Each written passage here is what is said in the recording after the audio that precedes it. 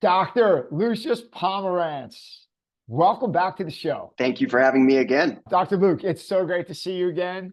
For Dr. Luke's background, he's a noted hand surgeon in the San Diego area. He's a training partner to Jocko Willink. He's a black belt that trains at Victory MMA, Dean Lister and Jocko's gym out in San Diego. I direct you back to Built Not Born episode number 82, which we called Cut to the Bone. Dr. Luke joined us the beginning of last year, 2023. We talked about his background and all the great things he had going on, like his MMA career. First off, I'll throw it to you. Since we last spoke, you went from the doctor side of things to the patient side of things. Yes. Could you tell the story? Yeah. So, I've been doing some sort of combat sport, including wrestling, for 25 years. Had avoided significant injury until early November. I was doing jiu jitsu and going against a guy that we've rolled against each other plenty of times. We know each other really well. And it was just in a scramble for position. Yep. And my left arm kind of got pulled out to the side and my pec ruptured. Had a torn pec. And yeah, it's a bummer. It's an injury that I treat as an orthopedic surgeon. And so I kind of knew exactly what happened right when it happened. It's just the bummer of knowing, oh man, I just have it's not just being hurt, it's an injury. Yeah. This is something that's going to change things for a little while. Definitely a little momentary depression, and then you kind of rally and like, all right, well, let's see what I can do and make the most of it, because it is what it is. And it was actually 4 months ago exactly that I had my surgery, November 20th. So let's go back to that moment, right? We all have that moment. We're on the mat and you hear the pop or the tweak, and like you said, you're not injured, you're not hurt. It's a long-term injury. So you're in a scramble, right? Scrambles, anything can happen, right?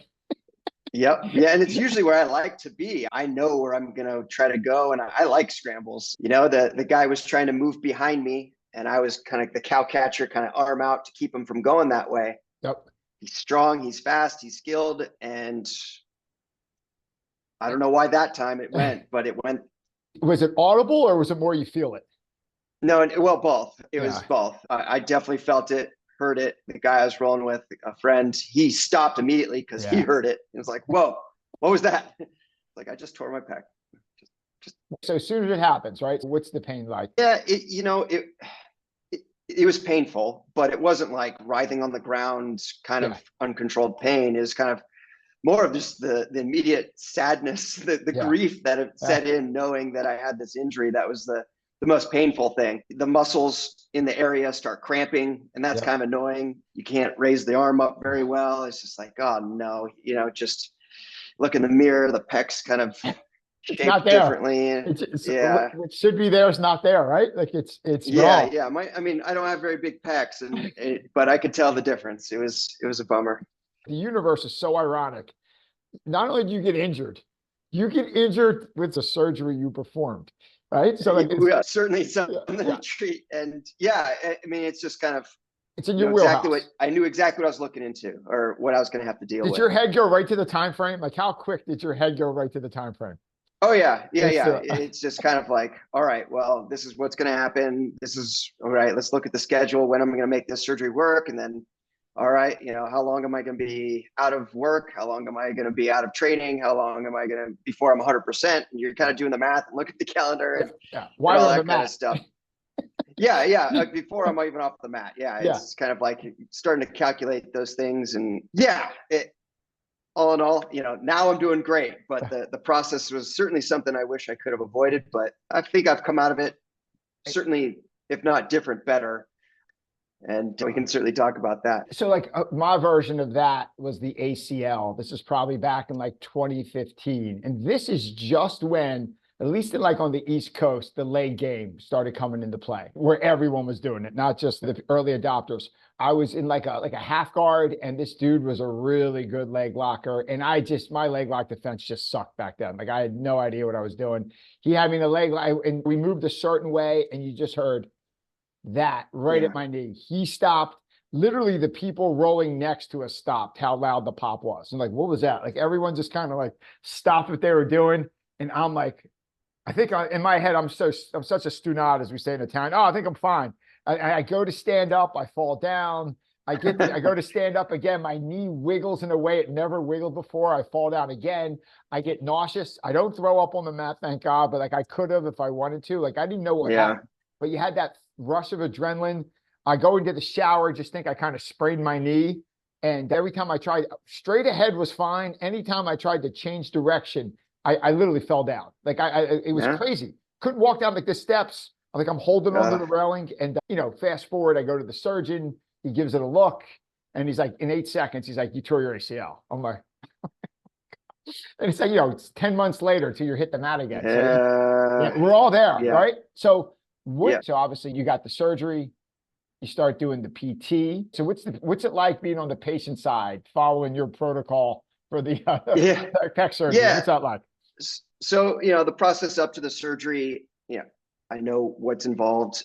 I've got a few things I need to tie up, some surgeries that I had scheduled that I want to take care of. And I was on call. And so I wanted to take care of my obligations, settle things. And then, so it was about 2 weeks, a little more than 2 weeks after I tore it that I had the surgery, kind of stretching how far you should wait, but it worked out all right. Did call that weekend, cleaned things up, did a little morning clinic. Didn't need anything, my stomach was empty. And then that afternoon had surgery. A couple of my colleagues who I knew well were the ones to operate on me. I know people. Was it hard picking? And, I mean, with all the surgeons, did you feel bad asking one surgeon, not the other, or your colleagues? Well, I had two guys work on it to kind of, not hurt feelings and combine some attributes. And for a pec repair, that's just a repair. You're not going to have to reconstruct anything. It's not a technically difficult surgery compared to other surgeries. My tear was kind of the traditional, the tendon at where it inserts to the bone, which is the humerus bone, the bigger bone of the arm. The tendon just pulled off the bone, which is usually how it goes. And so surgery is just taking that tendon and putting it back down to the bone. I wanted to make sure that the technique around that was one that I would like and all that kind of stuff. But I did my best not to micromanage. These guys are, they do what they do and they're qualified. And I'm certainly not a micromanager, but a lot of it is just kind of like relaxing, kind of knowing that, hey, I've put trust into these people and they know what they're doing and everything's good. And it was at a surgery center where I know everyone, I know the nurses, I know the anesthesiologists. So there's no anxiety there. And, they played some fun little jokes on me, just, surgeon nurse humor, and then was under anesthesia, full anesthesia for the first of my life. In having anesthesia, how wild is that? Like I remember, once they do like the Magic Johnson, like 3, 2, and like you don't get the 1, but then it seems like you wake up 2 seconds later and they go, oh, you're all done. You did great. Like isn't it amazing? Where, like it's like a time warp. Like it just fast forward to the end and you're done. It was like 1 second surgery almost. It's crazy. Anesthesia and the medicines they use and how they use them and how our brain, just boom, that time's gone. It's so crazy.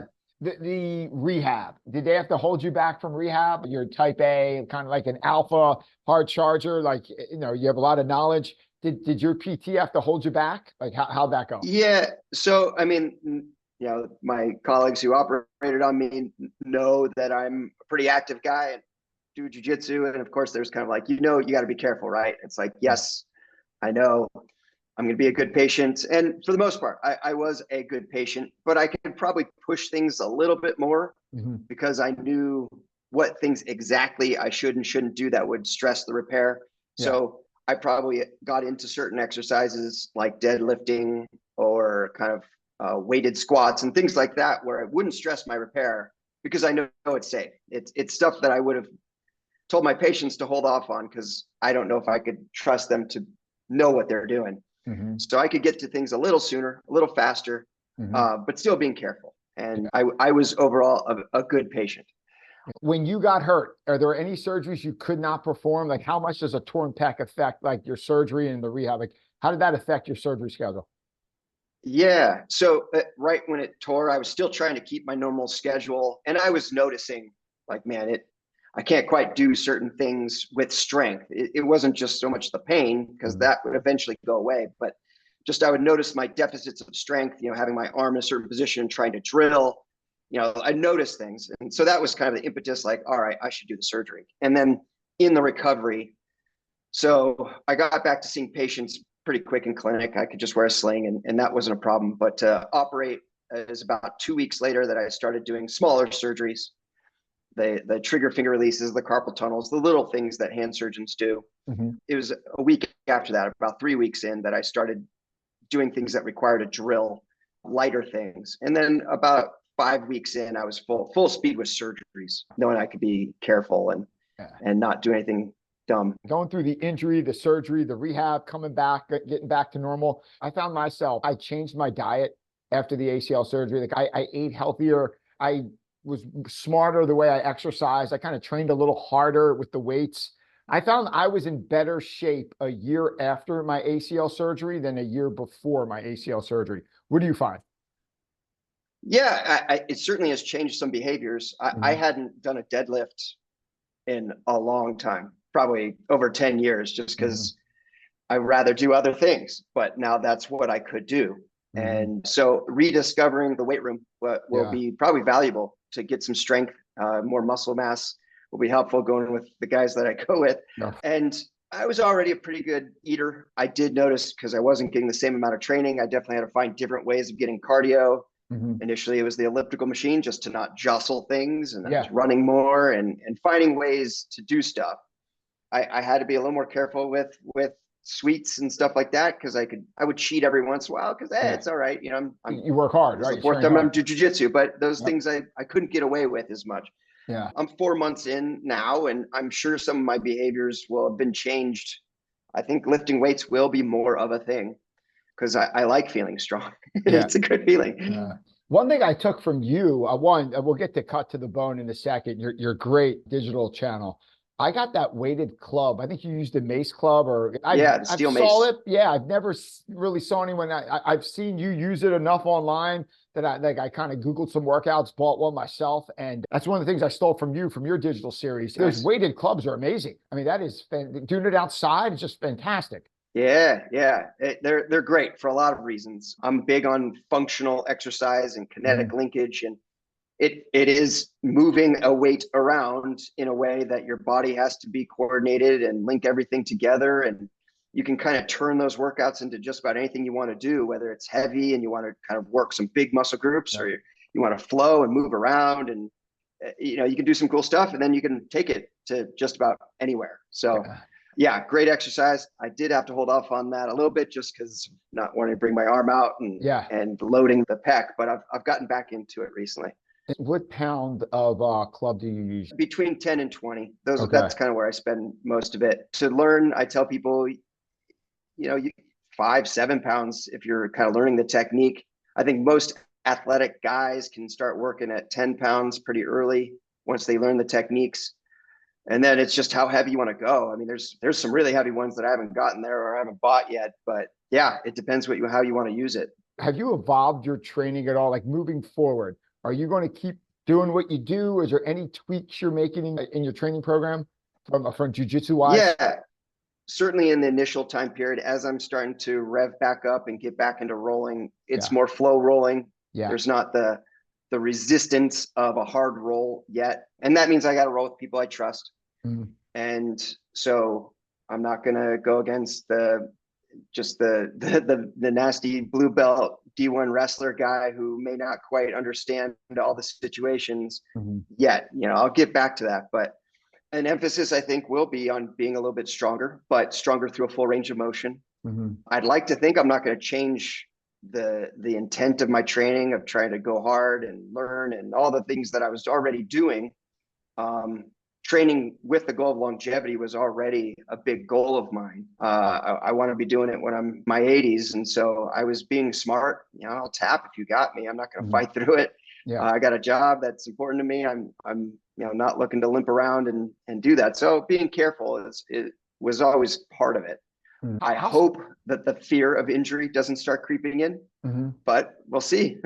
Selecting your training partners. I'm at 50 now. There's some times where, like, if feel tweaked, there's certain people I may not go with because I know they're super physical. I have a lot of faith in my jiu-jitsu, but sometimes it takes a lot out of you going with certain people. I'm 140 with my gi on. There's people that are 225 that are 15 years younger. Like, I find myself, I do that a little bit more than I did 10 years ago after a couple surgeries. That's where I am right now because, like you said, the game is longevity. Like, I'd love to be 85 and still on the mat to some degree. You know what I mean?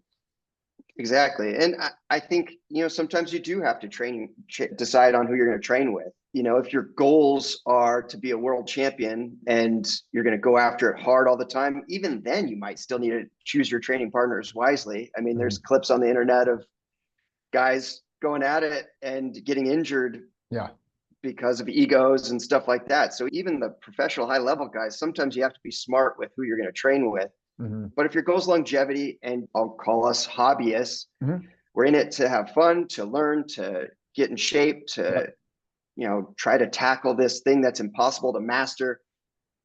Sometimes if you're tired and you're on that brink and your body, you got to take a break. If you know that this kid is going to go a little crazy and isn't necessarily looking out for your safety, not because they're a bad person, but because they don't know what they're doing, you got to be safe.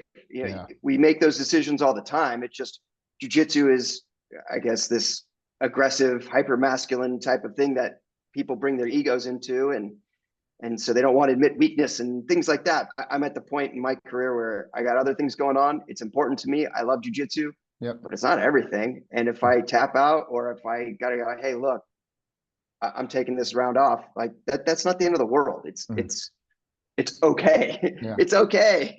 No, absolutely. And one jiu-jitsu point before we move forward, I saw horribly Victory had the fire a few weeks back. Yeah. What's the latest? Where are you guys training these days? Yeah. So bummer with the fire.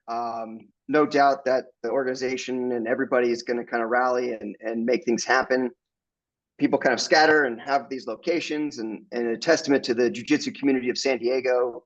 There's so many schools, so many good people, they kind of accept you, and they understand the situation. So you're rolling. There'll be a temporary location through Victory with mats, and we just need mats on the ground, really. So it's rallying, but it's a bummer that it happened. Fortunately, no one was hurt, and no doubt things will come back better once everything gets rebuilt. Jocko had an amazing video where he was walking through with the first responders with the fire company.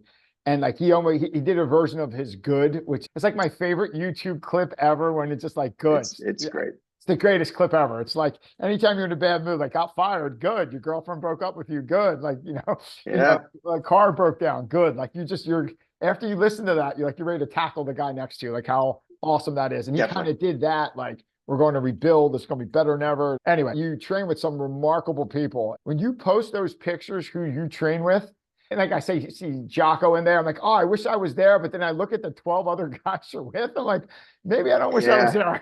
Those guys are like they're beasts.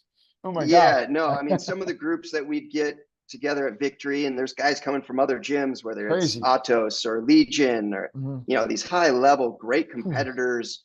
And you'll have, 14, 15, 16 awesome black belts, not just black belts, but like high level black belts. And they're going hard. You can't do anything but kind of just take a step back and go like, this is amazing. And so I'm very fortunate to have the guys I train with. And to be honest, I'd rather be training with those guys and maybe get my butt kicked than some of the other situations that come up, because I know they're not going to hurt me. They might beat me. They might tap me out. It happens, but they're not going to hurt me. So I love training with those guys, and certainly a humbling experience at times, but it's all good. You mentioned a few moments ago, talk about impossible things to master. Let's get over to the creative side. So not only are you a surgeon, not only are you rehabbing an injury, getting back to training, you train jiu-jitsu, which is a full plate for anyone on the planet, those three things. You're a father. You have a creative channel. You have a creative outlet, Cut to the Bone. Describe what Cut to the Bone is. How would you describe your channel, your digital channel? Yeah. So kind of combining my two passions of combat sports, or at least sports, and orthopedic surgery. And kind of the realization that there's a lot of anxiety out there about injuries and how to deal with them and what's going on. And then also there's a lot of information out there on the internet that's not great. And so I hope to kind of at least provide some nuanced and informative videos about things that come up in sports, certainly combat sports, as far as injuries, and hopefully help people feel better about what's going on, at least with knowledge to reduce anxiety. Just to touch on my whole experience, having been on the other side of things, because I didn't have any anxiety about the process, I knew exactly what to expect. I knew exactly what I was going in for. I knew exactly what the surgery was going to look like. I knew exactly how I was going to feel afterwards. Because there's no anxiety, I think it was kind of a breeze. It was not a big issue. I really didn't need any pain medications. My time down from work was not very long. And I think a big part of that was just the reduction of anxiety about this situation that can be very anxiety provoking, because not many people know what it's about. So that's kind of what the channel is hoping to do for other people. So kind of give them the behind the scenes, the knowledge of, hey, this is what it is. When you have an injury to your wrist or your rotator cuff, this is what it looks like. This is why it happens. This is the function of the muscle, and this is what it takes to come back. Like, you kind of walk patients through like that whole circle of a journey where you can kind of educate yourself on injury prevention, ways to stay safe. I love how you do the prevention side of different ways to keep moving, stay active, keep the body strong. So maybe you don't need the surgeon down the road, right? Yeah. And a lot of these videos are just kind of short encapsulations of what I might be talking to a patient in clinic about, kind of the process of the anatomy, what you hurt, how it happens, what we need to do, and what you can expect afterwards is kind of how I try to structure it. There, in some of those videos, though, are kind of like, whoa, like my knees go numb. Like, there was one, the dude punched the glass with the wrist injury. Crazy. I'm like, that dude's in trouble when I saw that. Then the guy arm wrestling his girlfriend. Oh my God. I think he didn't get a second date after that. Like, that was Yeah. I mean, those little things, that's kind of a new thing that oh my God. I'm exploring. Yeah, it's an interesting time we all live in. There are so many videos of Crazy injuries videos out there. These things have been going on for as long as humans have been interacting with each other, but now there's video of it, and maybe I can provide a little insight and entertain, maybe. I think there was one host who said it, like, too bad stupid is not illegal. You know what I mean? Because, like, I mean, dude's punching glass. Dude, like a guy who's just jacked, arm wrestling his girlfriend like he's in the UFC, and the girlfriend's arm snaps. Like, it's all in video, like in high def video now. Like, it's crazy some of the stuff you can get you into. So your creative process. So you're a surgeon, you're a father, you train jiu-jitsu. Again, 3 full-time activities. I mean, usually that's a full schedule and a half to begin with. When do you find time for your creative pursuits? Because I know people that aren't as busy as you that say that, I got no time for a YouTube channel. I got no time to blog. I got no time to do a scrapbook or play the piano. I have no time for a creative pursuit. I'm too busy. And here you are, an orthopedic surgeon, a father, and you train jiu-jitsu, and you still find it. So when do you find the time to do it? Yeah. So, well, to answer that part, when I've kind of really had to carve out my mornings, early mornings, to do something. And it's, I'm not going to be able to complete an entire project. So it's kind of setting a realistic goal.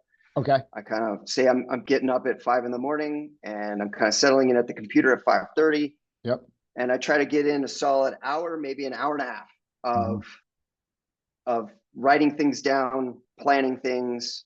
That's when I'm going to be creative and try to think of ideas. And, my creativity is certainly not at the level of other people's creativity. I'm kind of settling into things I know and I'm maybe already good at, and that makes it easier, I guess, to do this kind of stuff.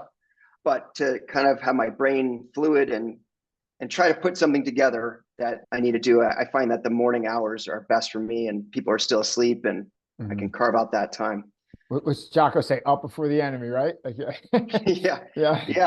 I'm not quite doing the regular 4:30 in the morning thing. Sometimes it has to happen, but it requires some change and some discipline, but it's how you start making things happen. And the realization that you're going to be much slower in the beginning than you are eventually going to be. You just got to know, hey, it's a process, and you get better at it. And compared to when I first started doing things, I don't know, it might be 3 years ago now, compared to today, I'm better, and it's still a work in progress. Yeah. but I'm at least faster. The camera and light setup that I try to set up to film is much smoother. You know, that used to be a whole ordeal just trying to figure that out. And so you just get better at it. The more you work at it and you chip away at it, and you're definitely not going to be really good. You're not even going to be good in the beginning. You're going to be pretty bad, and that's okay. That's okay. You touched on something right there, I think comes through probably in medicine, which I can't speak to, but definitely jujitsu and creativity. You have to have the courage to suck at first or just not be very good, right? Like your first blog post or your first cut to the bone is nowhere near your 200th one, right? Like it's totally. Just, but you can't compare yourself, to be fair to us or whoever's doing something. Like you can't compare yourself to Seth Godin, who has 12,000 blog posts and you're on your 13th. It's just unfair to someone's so like you have to have the courage to not be very good. The work is the reward. You can put it out there. It may not hit as big of an audience as you want at first, but have the courage to keep going, to iterate and slowly get better, right? Exactly. And it's kind of why you are doing it. If your goal is to become viral and an Instagram influencer and that kind of stuff, that's probably not the right motivation, because 99.9% of us aren't getting there. I'm definitely not. But if I can help people feel a little bit better about their injuries, and even just a couple people, you know, who like, hey man, thanks for putting that up, it really helped me. All right, you know, that in itself is the reward. So that is my motivation. And all right, that post, that video didn't get many likes, but that's okay, because that's not why I'm doing it. I'm doing it because it is going to help people who do eventually see it. And courage is part of it, because you have to accept that you're going to fail. And that's one of the hardest things to accept for many people, is the feeling of failure. And all the cliches of it's not failure if you keep getting better, and it's only failure if you stop trying. And that's all part of it. And I'm not just a surgeon. I'm not just a guy who does jiu-jitsu. I'm not just a dad. I have this desire to do other things, and I'm going to try to get better at it. And hopefully I keep getting better, because I'm going to keep trying. That's great. And it's not the courage of someone on the battlefield. It's more of that like professional, internal courage to put yourself out there. And you think, oh, they're going to laugh. I remember when I wrote my first blog post or set my first podcast out, like people are going to laugh. They're going to think I suck at interviewing, whatever, all those things in your head. Most likely you're going to get ignored at first, right? Like just no one's going to pay attention. Like no one's going to laugh. You're way more inclined to be ignored. But then you have the courage just to keep going. And did you notice, like, not saying viral, but like the posts or interviews, I think, oh my gosh, this is the one where I'm going to get some notoriety, or this is the one where I'm going to hit that 500 downloads really quick. It's the one, it's crickets. Then the one I put together and I'm like, I'm not crazy about this one, but this is the next one. And I send it out and I'm like, that got that many downloads? Like that's not even like remotely my favorite one.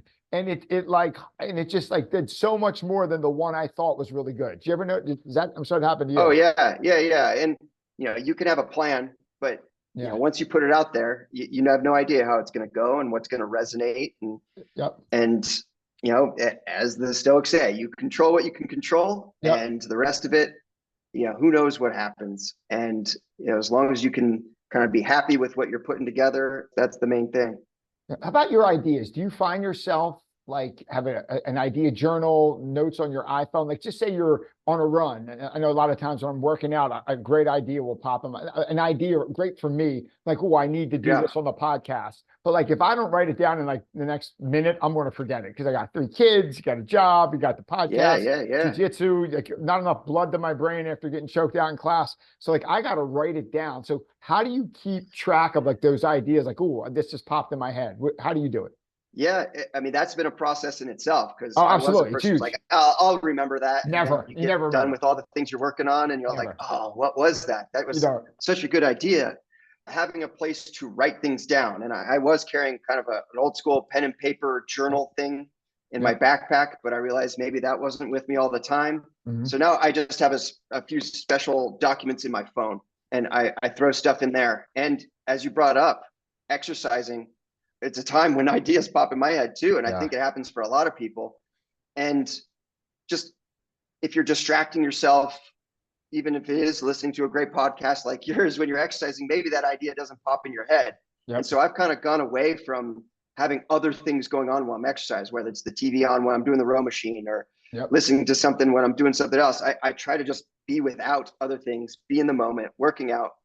And then all of a sudden thoughts start kind of popping in as you start going through the process. And then I'll pick up my phone and, hey, Siri, write this note, you know? And so things get put down and, you know, you go back to it and you're like, okay, maybe it wasn't that amazing. Maybe not that great, like, right? Yeah, but you got to put them all down, right? Because and then, do you ever put one down, then like you find it 3, 4, 5 days later, the idea on the phone or in the notebook, you don't even remember writing it down, or you don't even remember like coming up with it? Like, I have no idea when I wrote this down, but wow, I'm glad I did, because I it's totally out of my head. Like, this is a decent idea for me to pursue.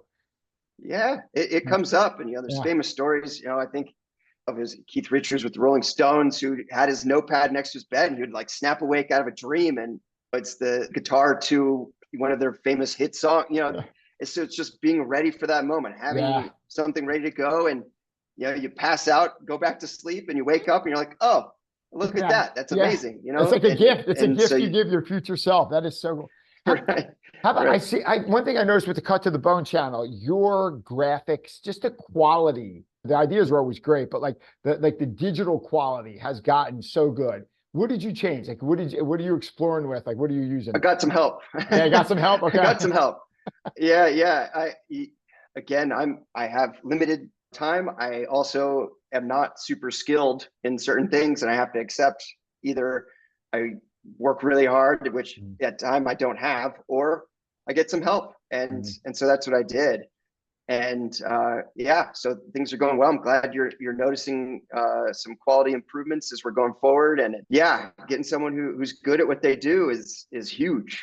Someone knows what's going on, right? Before it was like you talking into the camera, seeing really good ideas, but now it's like the 3D anatomy coming at you, and like it's really good. So great stuff. Yeah, we're getting better. We're getting better, and there's great stuff out there as far as getting the graphics and that kind of stuff. Resources are out there expanding, and it's all a learning process, and I'm definitely getting better, but not where I want to be quite yet. So looking out to the year ahead, what projects are you working on with the channel? What's your next steps? Other than the improvements of my delivery and content, I would like to expand, I guess, ways that people can get that information, whether it's having a newsletter, writing things down. I am writing a lot more. Who knows? It might even turn into kind of a book. We gotta figure that out. You know, I'm writing enough of these scripts down and ideas down that maybe I can kind of congeal them together and you know, turn it into something larger. I've got connections with high-level athletes here in San Diego, and I would love to record some of my conversations with them, really kind of focusing in on overcoming adversity and getting past injuries and how they stay motivated in things that are really hard to keep going through. Hopefully in the next year or so, we're going to see some of those things happen. So many ways you could take what you're doing. I mean, that is fantastic. I stole one from Tim Ferriss. He has a newsletter with his blog, and granted, he's a billion times bigger than what I'm doing here, but like, I'm trying to steal the principles, right? So I'm not going to be Hickson, but you could steal ideas from his guard pass. He has a newsletter. So I'm like, you know what? I'm going to do one for each podcast. And I just kind of tease it out. He kind of teases out like the habits, tactics, and strategies of each guest. So like I started doing that maybe like 15 weeks ago. Once a week, I'll send out a newsletter to the guest, and that's really connected. I get as much feedback from the newsletter than I do the podcast. Does that make sense? Yeah. And I've enjoyed your newsletters that I get. I'm reading them, and I appreciate that. Thank you.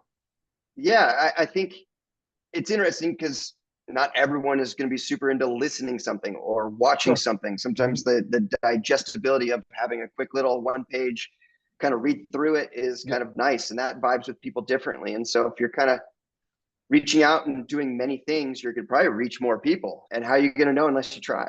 Yeah. You said podcasts aren't for everyone. There's a local CEO here in Philly that I asked like 3 times to be on the podcast. He's like, I don't listen to podcasts. I don't do podcasts. But I asked him to be subscribed to my newsletter. He's like, absolutely. And like, he'll like every like 3-4 weeks, he replies back, good one. Love the ideas. Like, whereas here's someone that would absolutely not engage the podcast, but he's pretty engaged in the newsletter. And that's pretty cool. So like you said, you have to find the avenue to connect with the audience, right? Definitely. Nice. And if the underlying goal is to connect with people and teach and share, or whatever the goals may be, why limit yourself to just one way? I think your idea with the podcast, especially with the people out in San Diego, I think your podcast, if you started one, I think it would be killer. And the book, I think you got a book in you, hands down. You got a book hiding inside of you that I think is going to help a lot of people. Well, I appreciate that. And yeah, I just got to keep grinding and getting better at it. And eventually it's all going to happen. Hey, wrapping up here, we came up with some rapid fire, fun questions that we ask guests that come on for the second time. And I was wondering, can I run them by you, see what you think? Sure. Cool. These are just non sequiturs, but just get top of mind awareness for you. So, Dr. Luke, what purchase of $100 or less has most positively impacted your life? Ooh, okay. Probably my set of steel maces. Really? How so? Go ahead. Yeah. Well, just as, portable gym, fun way of exercising, being able to exercise in little brief intervals. It's been able to allow me to, exercise is probably the most important thing that we can do for our overall health and even our mindset. And so being able to exercise, crucial. Having these steel maces that I can carry just about anywhere and take anywhere has expanded that and helped me a lot, especially in the last year or so. One, I got to thank you. I heard of them, but I never thought of using them until I saw you do them. And then I bought a 15-pound one, and that kicks my butt, that 15-pound one. That's a lot of weight. It's a lot of weight. I appreciate that. How about this? What's the worst advice you see or hear being dispensed in your field? Okay, so within orthopedics, the worst advice, I would say overall, there's not a lot of horrible advice. But I guess what annoys me most is when patients will come in and they've got an injury or something going on, and they're told, just stop doing that. Stop doing what you love to do. That just isn't, I think, a viable option to many people. If someone, told me, oh, just stop doing jujitsu, it's like, well, that's not an option. And I'm going to have to find other ways around it. And I would hope that an orthopedic surgeon is going to have some knowledge and understanding of how important activities are to patients and figure out workarounds. If you can't use your hand because you can't grip on things, and all right, well, there are ways of still doing things and doing jujitsu and training and exercising that you can work around it. So I guess long way of saying, doctors telling patients to stop doing something that they love to do. Yeah, that's like really old school stuff, and that's like old way thinking, and that's great. Appreciate you sharing that. How about this? Who do you try to steal ideas, or who do you try to emulate? Is there a certain person in any parts of your interest or field that you try to emulate or steal ideas from? Yeah, so I will say that I'm fortunate in that I have mentors in many aspects of my life. As a surgeon, I've got people I look up to within the world of surgery and the world of jiu-jitsu. I got people I look up to and fathers, friends, how they interact, and I'm always trying to learn from as many people as possible. But I guess the person who kind of encompasses a lot of the values that I appreciate in hard work and leadership and mutual activities that we share is probably Jocko. And kind of like you're talking about with that video at the Academy burns down, he is who he is, and good. We'll find some solutions and make things better. And being around him has definitely been a positive influence. His latest book, the updated field manual, the one that came out a few months ago, that is so gold. I look at that. I've kind of tried to read a few pages from that each morning, and it's so good. It's so good. Yeah. So lucky of such proximity to him. How about this? When you feel overwhelmed or unfocused, what do you do? So usually the default is to go exercise. And it doesn't have to be like a crazy hard workout where I'm destroyed. Even if it's just a walk or find a hill or something like that, I find that the mind will clear up, even with a 15, 20-minute movement, getting outside, doing things. I default to that.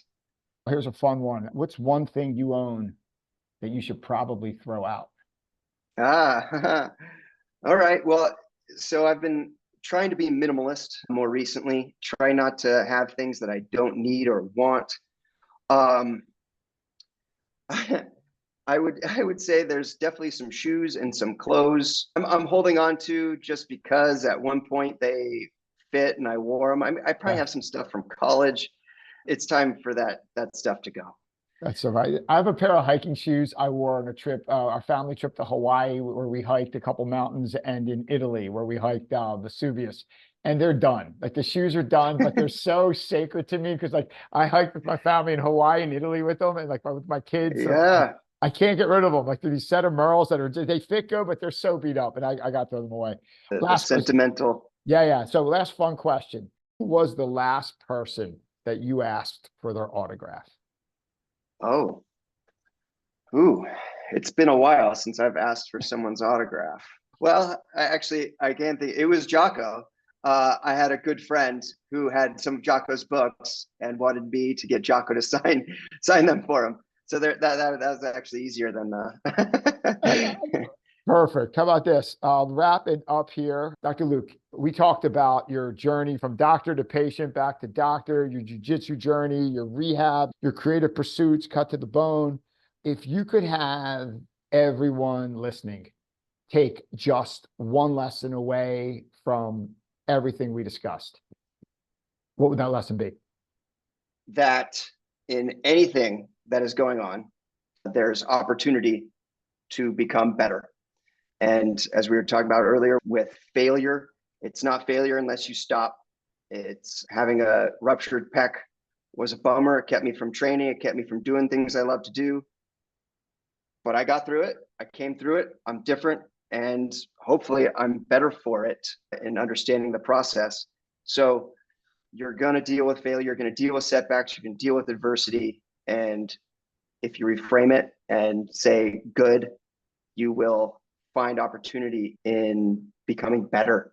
And that's what we all should be trying to do. I love that. Good. There's always an opportunity to become better, and it's not failure unless you stop. Wow, that's great. I think that is about as good as a spot as any to wrap this up. Dr. Luke Pomerantz, I'd like to thank you for joining us. So awesome to see you again. And Dr. Luke, if people are looking for you, your medical practice, cut to the bone, where can we find you? I wish I had done better at marketing, but the YouTube channel is Cut to the Bone. You can see a lot of videos there now. My Instagram, Dr.Dr_Lucius, Lucius, putting stuff up there. My practice in San Diego, Synergy Orthopedic Specialists. Hopefully you all don't need me, but I'm happy to help if you do. It's been an honor to be on, Joe. And yeah, thank you for having me on again. Oh, it's so great to see Dr. Luke. I'm going to put all of that in the show notes. So if anyone's looking for Dr. Luke, Cut to the Bone, sign up for his digital channel. It is great information. Dr. Luke, keep rocking, keep in touch, and so great to see you. Great seeing you. Glad things are going well. And I do look forward to getting your newsletter. And yeah, keep doing what you're doing. Thank you again.